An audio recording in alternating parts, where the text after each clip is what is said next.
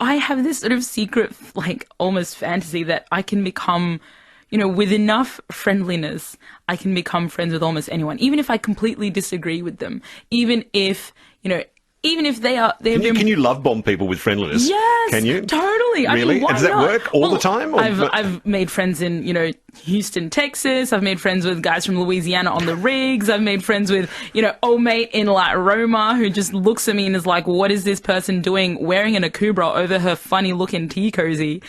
But I think if you're willing to, and it's kind of about being curious. It's realizing that the other person is also a human and finding that point of connection. And you can become friends with almost anyone.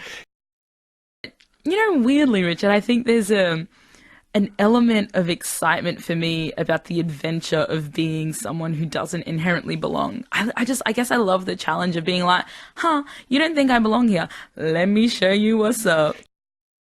There was a study, and this is something I always kind of refer to. There's a study that was done with the Australian Defence Force that showed the one thing that enabled people from whatever background they were to be accepted was their ability to banter.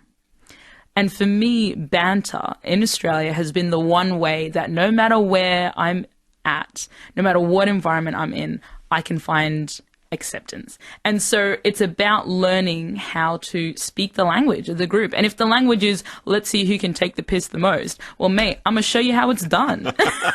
And especially when people look at me and I'm this like Muslim looking chick and they're like, I don't know how this is going to go down. And I like drop some line and they're just like, whoa, that just happened. I'm like, there is a lot more where that came from, mate. Settle down.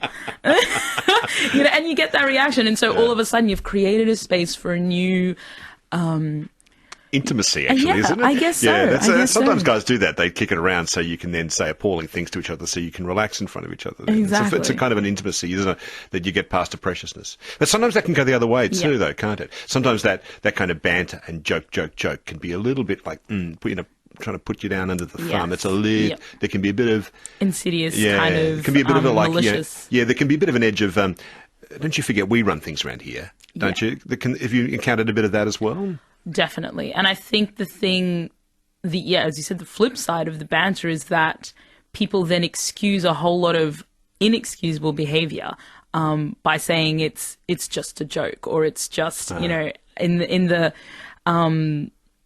the grand scheme of things, it's no big deal. Yeah, but you can smell the bad faith behind it. Yeah. And I think for me, it comes down to a couple of things. One, it's about intention and really kind of understanding where that person's coming from.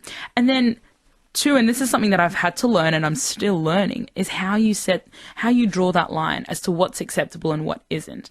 And I think like broadly, people should never, unacceptable banter is when you use a position of power and privilege to put someone down, right? So I can make jokes about, living in a white male environment, but a white male dude can't make a joke about, Muslim women in my face in a way that obviously shows that bad intent. I guess it's about that sort of power dynamic and that privilege dynamic.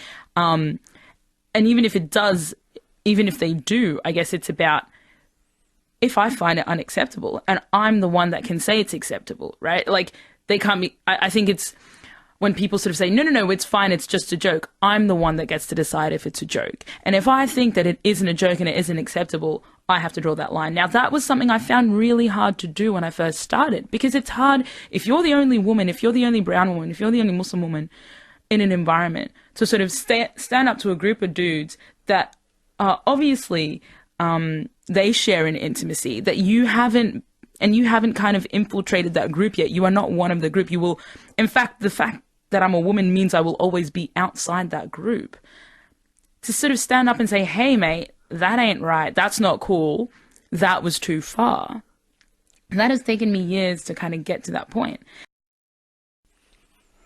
In the course of your life, the mosque you attended was burnt to the ground in an act of terrorism. That's what it is. It's there to intimidate and frighten you, isn't it?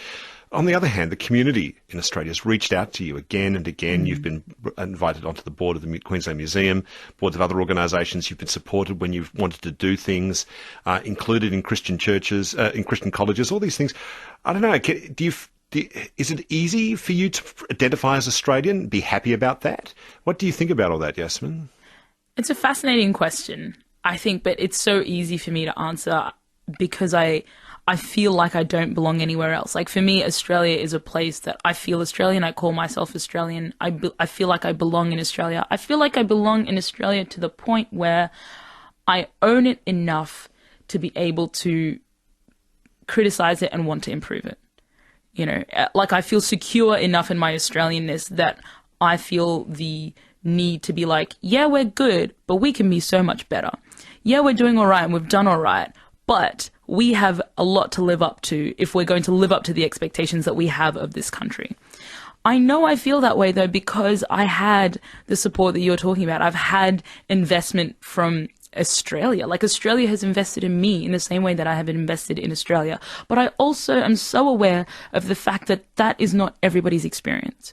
And I cannot sort of live in the naivety that simply because things have worked out for me, it will work out and has worked out for everybody else. So then my responsibility as someone who feels Australian and someone who is Australian and who belongs here is to then start to make sure that we open the doors and that I open doors for others to feel that same way. And I demand that of everybody else who I come across.